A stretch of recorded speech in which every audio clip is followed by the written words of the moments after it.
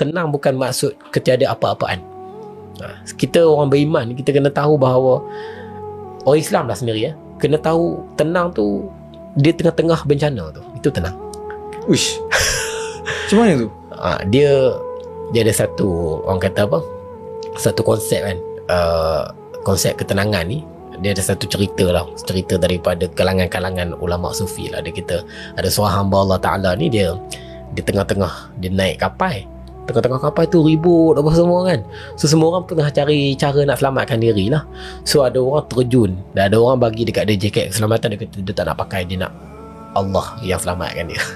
Ada orang hantar tali helikopter datang, hantar turunkan tangga suruh dia naik. Dia kata tak nak, dia nak tunggu Allah selamatkan dia. So ada orang kata nah turun terjun, aku tolong tarik engkau kan. Dia kata tak nak, aku nak tunggu Allah selamatkan aku. Dia tak adilkan dia mati. Dia jumpa Tuhan. Dia kata, wahai Tuhan, kenapa engkau tak tolong aku?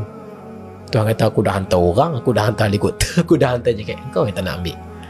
So kadang-kadang kita ni mencari sesuatu yang takkan mungkin kita dapat, sesuatu yang kita expect je.